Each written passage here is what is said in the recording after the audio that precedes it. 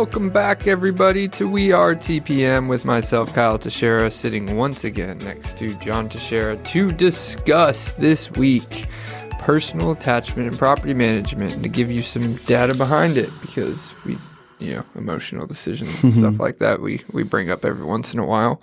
If you guys have any questions about this, want to give us a call, 817-818-9039, or always shoot us an email. Tell me how much you love money at showmethemoney at wearetpm.com. Let's get into it. Personal attachment. Nobody gets attached to their properties. I don't even know why we're doing this topic. That doesn't not occur. Well, first-time investors do, right? And people that are a little bit less experienced do, and people that are renting their first home, which is really common for first-time investors, right? They're renting a home that they lived in, I should say. I should have pulled up stats on that. I didn't come prepared, but I wonder how many landlords get that way by converting their first primary residence into a rental. I bet you that's a really high number. I mean, I would be surprised if it's not 70, 75%. I mean, I could probably say it's probably 50. It's probably close to 50% of our clients. Well, we are okay. That's a. I don't know about that. Like a national sample size or something, but that's just what I'm going with.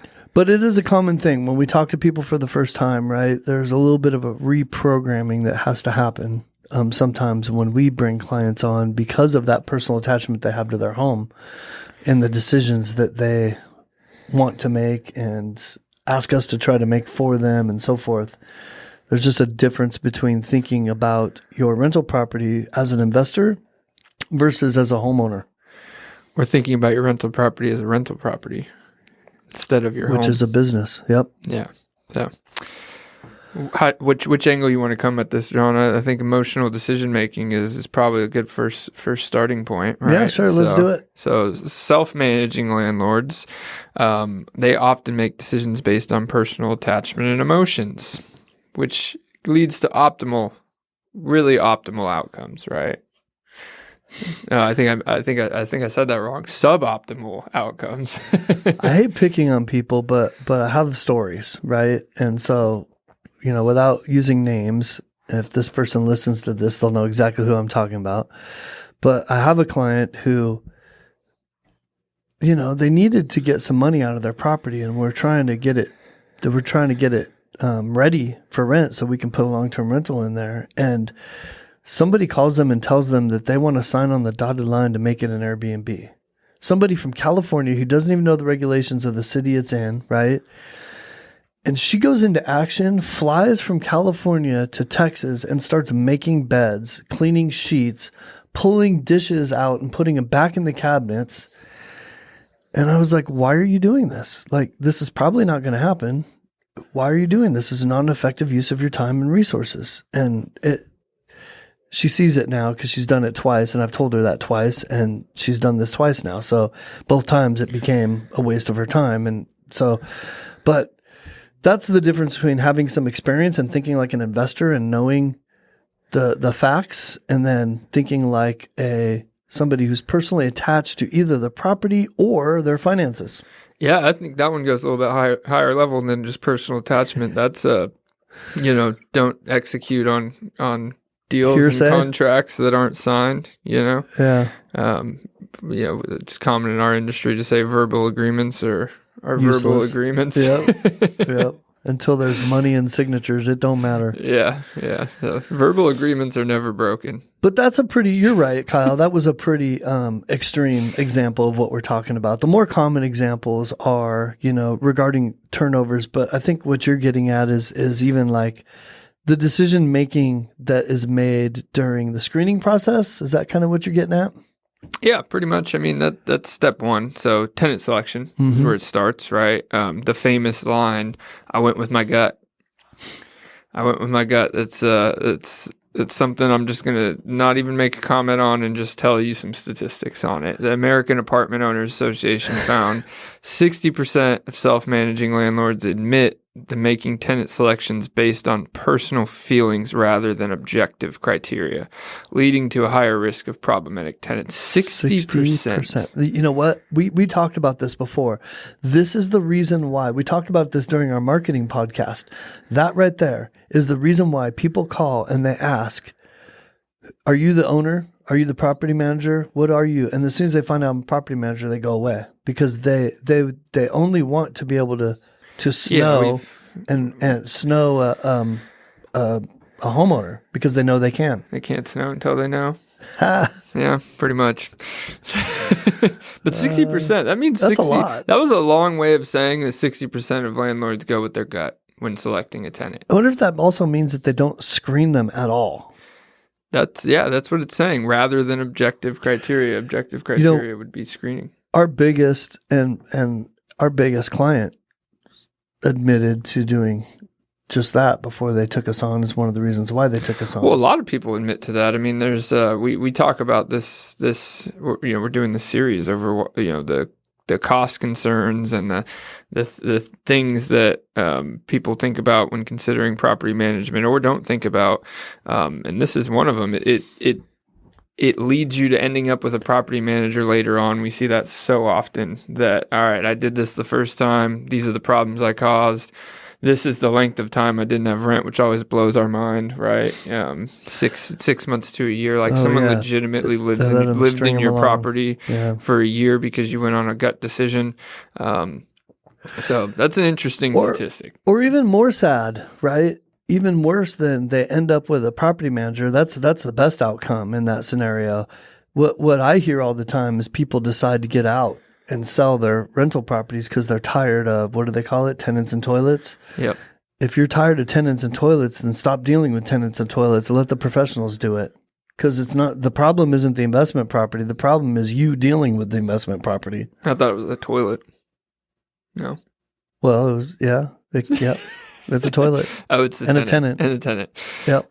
So, and rent setting. So we talked a lot about market rents. We talk a lot about rent, but this is some just give you some data on when they set the rent. Self-managing landlords this is according to Urban Land Institution.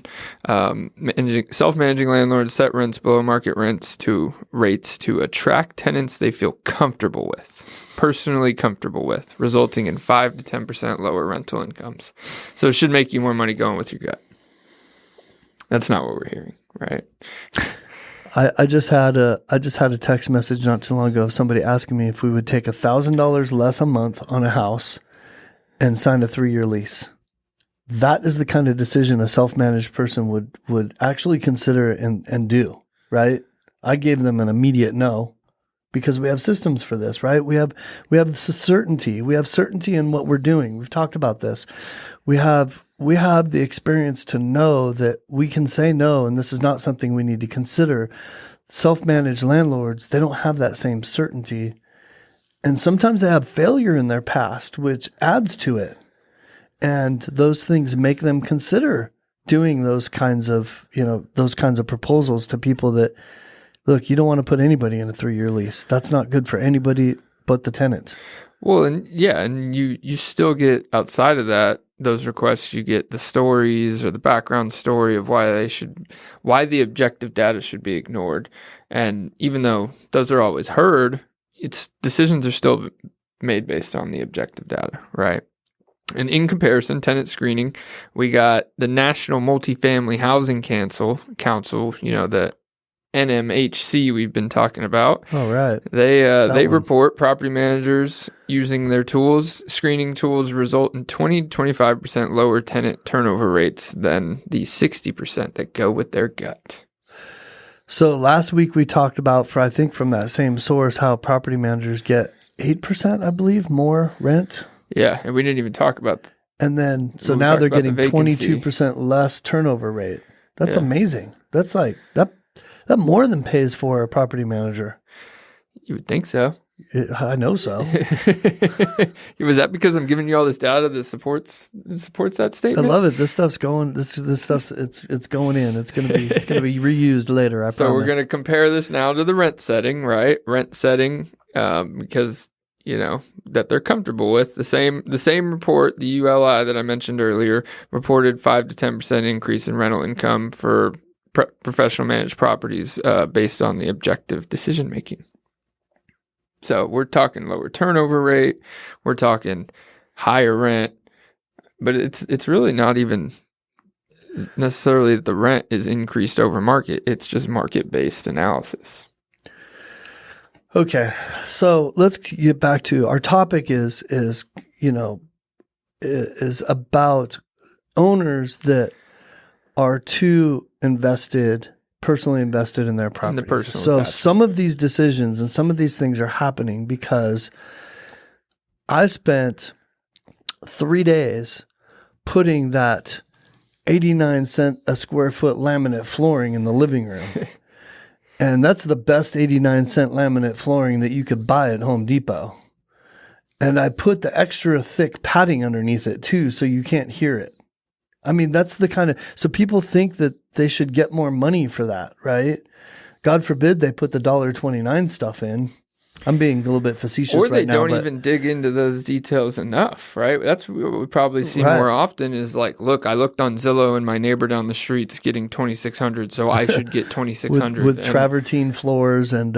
Yeah, I'm like, dude, your neighbor down the street's got marble counters, this walk-in shower, walk-in closets, a pool, a hot tub, all this stuff. Right. You got a house from the 70s. It still looks like it's in the 70s. That looks like a time traveling machine, and you're not going to get $2,600 if they're getting $2,600. So to us, that's objectively something that supports that you're not going to get that. And they're like, no, my neighbor down the street gets that. So that's what I was expecting to get when I put in this padded flooring and all these things that may not get you the market rent you're looking for. Yep. So you got any other stats over there? Not on that subject. Okay. My next stats are maintenance and upkeep. So maintenance and upkeep. Attachments to that. Yeah, no, there's tons of personal attachments because every time maintenance comes up, right, it's like, oh no, I put that in myself and I did that last year and that kind of stuff. And it's like, it's not objective. It's never an objective. It's always thinking back. And sometimes knowing that stuff is beneficial, but I guess our point is more times than not, it ends up being not beneficial to the decision making, right?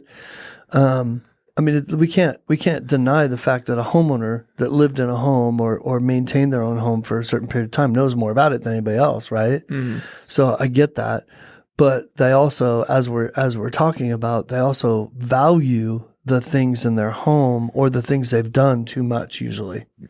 And that usually turns into some negative decision making regarding rental amounts, decisions on screening, and all that good stuff. We see all the time. When it comes to maintenance and upkeep, we see all the time where people move out of their home and make it a rental, and they're like, "I lived there for 6-7 years, and this never happened." And I move out, and telling me all these things are wrong. This is on the tenant. This is their fault because, it's really just because you didn't care when you were a homeowner. Because you own the home, so you're the one responsible. Or sometimes it's just coincidence. Yeah, and I'd say a lot of times it's coincidence. You move out and then the water heater goes. I mean, whose fault is that? You pinning that on the tenant? I mean, just, that happens when it happens. The AC goes out, It's all, you want your AC to go out, turn it into a rental, right? So. That's right. That's a good way to start fresh, That's right. It's a good way to start fresh. So cost implications. So this stat is over deferred maintenance because it is also partially for those reasons that things get deferred that you don't care about that a tenant moving in probably does or expects not to be that way. So a study by IREM, it's one of we've been quoting. Self-managing landlords who delay maintenance due to personal attachment reasons face 15 to 20% higher long-term repair costs. That is mainly because if you do the proper repairs up front rather than patching things up, you generally save money in the long run. Yeah. That's just an easy one. We don't even need to do that. Right? No, just kidding. Professional managers try to be more proactive in their maintenance based on schedules and things that help add value in the long term. One that hits home for us quite well is R22 systems, R22 AC systems we mentioned before. R22 Freon has been banned in the United States, and it's being it's hard to get and it's expensive. It's getting more expensive because it's hard to get and it can't be imported anymore. And we're talking like it's up to almost 10 times what the other stuff I don't know. I think it's like $100 a pound now or something like that. It's insane. It's crazy how much it is. But $90, something like that. No, it's more. It's up to like 180, really? 190. Huh. So, and then this is the thing is when these old AC units start to have repairs, we because of these things, we'll tell landlords, well, I know you could fix it, or this small thing could be fixed or it could be recharged, but you might as well spend $6,000 on a new. For example, $6,000 on a new AC system. I know that sounds like a hit. Instead of putting $1,500 into every year recharging it, right? Yeah. So these small leaks in the system, like people are like, how did this repair cost $1,500? It was just a recharge. And I'm like, well, you had a 6-pound system, and 6 pounds of this R22 Freon cost you like $1,200. Yeah. So how many times do you want to do that before it makes it worth it? Or if you just did that, if you do that 3 times and you would have just done it 3 years ago, you would have paid for the whole new unit. So, these are things that can be proactive, if you know about them. Experience does help, but, 10 to 15% lower maintenance cost makes you more money. Right? Mm-hmm. That's really the said and done there. So, on the flip side, talking about AC units before you get to your next stat, some of our clients in the realm of what we're talking about also do the opposite, where okay, it's time to change an AC unit, so I want to put in a 8-pound, 20-SEER train unit that has variable speeds and all this stuff that costs like $15,000, and they don't even live in the home. Like, why? Well, for efficiency. Okay, you don't even pay the bill. Well, the tenant will save money. So you're going to pay an extra $10,000, $12,000 so that the tenant can save more money on the utility bills? I mean, that's a type of business decision that comes from personal preference. It's not a business decision. It's a somebody who's attached to their home, like we're talking about. Does that make sense? Yeah, or solar panels. Solar panels. We talk about solar panels a lot. I've seen solar panels with a generator put in right before making it a rental. I'm not even going to try to make that one make sense, but let's just talk about solar panels. The cost of them based on what you get paid back these days doesn't make sense. If you put them on a rental, even if you generate you're paying for those solar panels and you generate excess power, it credits the tenant's bill. So it's like, it's hard to make that make sense, but people do that for personal reasons. That's the best description I got because it happens often. We see it often, and the personal reasons is vague, but I don't understand the personal reasons. So. Well, just solar panels in general is probably a whole different topic, but I have yet to see a scenario where mathematically it makes sense to buy, rent, lease, or any other thing to solar panels and put them on your roof and have it ultimately save you money in the long run. The sell is that it saves you monthly because it reduces your energy cost. But if it costs you $47,000 to put them up there, then it's going to take a long time to recoup the savings every single month.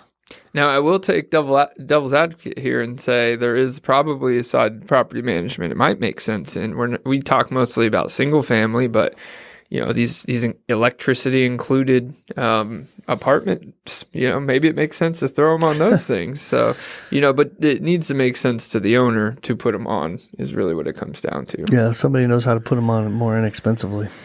Yeah. So let's jump into stress and time commitment. You got any personal attachment to your time? I do. Or your stress levels? I absolutely do. It's about the only thing I can spend. I thought this was an interesting stat. We summarize it with burnout, right? Everybody knows what burnout is. Yeah. Survey by the AAOA, it's that apartment association that I don't want to say the whole name again, found that 40% of self-managing landlords end up experiencing burnout within the first 5 years of doing it themselves and switching anyway. Well, that just goes back to what I was saying, that either leave, hopefully they get a professional manager, or they sell their homes because they're tired of tenants and toilets. Tired of tenants and toilets. They're burned out. Burned out. Well, how does a property manager not get burned out? Because we have systems, and personally, you and I, we absolutely love what we do, but it's mainly because we have systems in place that we stick to, and we make business decisions based on our vast experience, and it makes it a lot easier, a lot more fun, and I don't know, that's it, isn't it? Well, professional managers experience time savings too, and this one's according to Appfolio. Appfolio is the systems, right? So professional property management services save an average of 20 hours per week on property-related tasks based on efficiency. So be more efficient, be less stressed. Boom. Systems and technology we've talked about a lot in the past. Well, you want to talk about finances? Finances and personal attachments, they don't seem to relate to most people. This is leading me to think about a conversation I had yesterday. What cost you the most money, John? No, I'm just kidding. That's not the episode. I have a client that told me that the house is not making enough money, and the taxes and insurance have gone up so much that he's thinking about selling it. And he walks in my office. He says, "We need to do CMA on this." I'm like, "Don't you own that house free and clear?" "Yeah, but the taxes and insurance are going crazy." I'm like, You rent that thing for $2,300 a month. Are you trying to tell me you're spending $2,300 a month on taxes and insurance? No, it ended up being like, less than $400 for the insurance. I figured out his taxes altogether. He's got, $1,400 into it every month. So he's making $1,500 a month. It was like $900 every month. But anyways, the point being, that's the kind of decision that, to your point that you just made, that's the kind of decisions that people make. They freak out because things go up and think, "Oh, I can't afford this." You're making $1,500 a month. That's what a business is supposed to do for you. Mm-hmm. Taxes and insurance go up and down, hopefully. It's a capital investment, and you can always get your capital back out of it. But if you put it in there to make that much money, then why are you considering taking it out? Yeah, I mean, what are you going to do? You're going to sell it. Now you've got capital. Now you've realized your gain. And if you want to put it back into something else, that's going to cost you even more. And you already have this property. You don't have to pay all the money to sell it and buy it. I mean, that's more money you're burning, So I don't know. Oh, well, for personal reasons, nobody likes paying taxes on paid off property, right? But yeah, see, that adds to it, doesn't it? You got to do. Got to do it. Go get a mortgage on it. See how that plays out. Well, all these topics that we've already talked about, they find that they summarize into a 10 to 15 lower NOI, which is net operating income compared to the professional managers, just when you combine it all. So, and these stats are going into the vacancy and all this stuff. Like it's all combining to show us that financially it makes some sense. So, but I think that's the last one. That's really it. Personal attachment. So I think personal attachment really, as far as the tenants and property itself, can get in the way of you making objective decisions.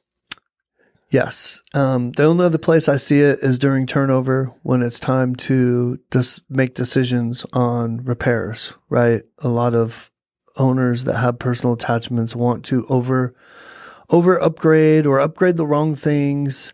Sometimes I have to tell owners, like, I love that you want to do this, this, and this, but then you gave me another list that I hate. Like what? Let's not waste time and money on this. Let's just spend it here, right? And this is what we need to do to get it rented, right? We don't need Taj Mahal. We need a good rental property.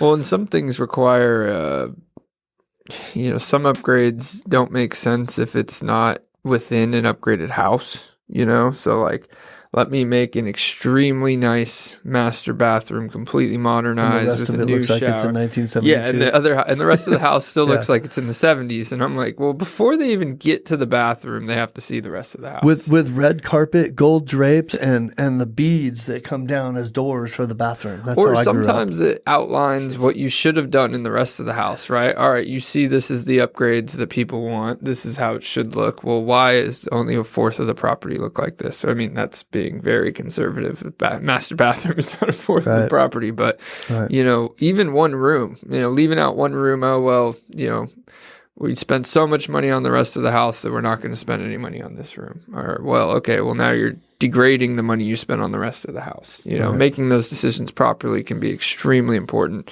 and not having a personal attachment to what you want, but what the market wants. The other thing that personal attachment will do will slow things down.